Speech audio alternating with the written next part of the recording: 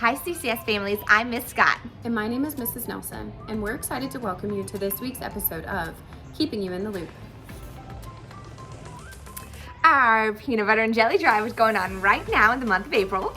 Please send in containers of peanut butter and jelly to help students in need over the summer. No glass jars, please. Our 11th graders are back from their Utah mission trip. Juniors, what was your favorite part and most impactful part of the trip?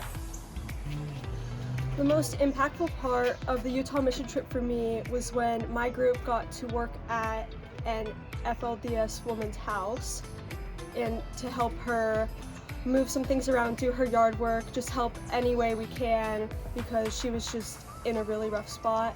And I personally got to babysit her 3-year-old daughter, and it was just the coolest, sweetest thing ever. My favorite part from the mission trip was last day. We were in the airport and we had an opportunity to lead worship with the guy that we met in the security line, and it was just really cool to be bold with our faith and to have the opportunity to worship with him. Okay. The most impactful part of the mission trip for me was just meeting new people and seeing how open they are to building new relationships, and also just the beauty of God's creation out west in the mountains. I saw God work the most in this Bible study we had on on the trip.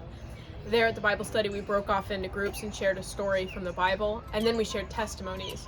While we were sharing testimonies, the energy there was just very spiritual and very connected to Jesus, and different girls in the group shared their stories who were locals there, and I really just felt God's presence and power at work in these girls and these people that I was with during this Bible study. Our 4th graders went to St. Augustine on Friday. Students, what was something you learned at St. Augustine?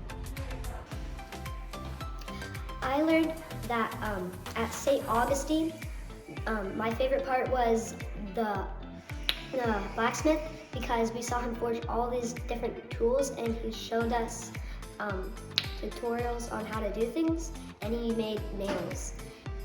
My favorite part was when they fired the cannons in the front of the booth.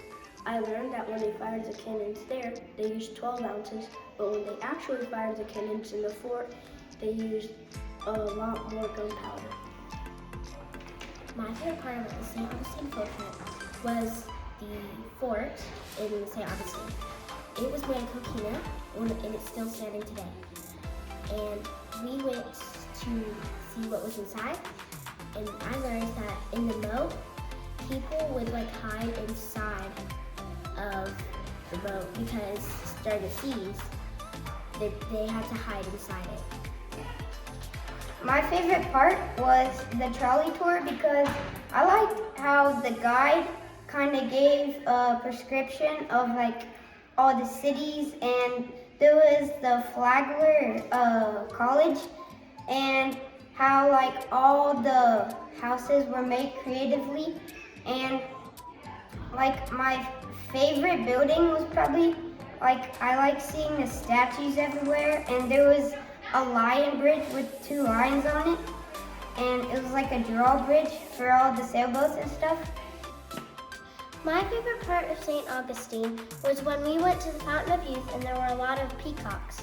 I have never seen a peacock in my life, and my favorite part about seeing the peacocks was one of the peacocks did a mating dance for us and put up its feathers, and I thought that was really cool.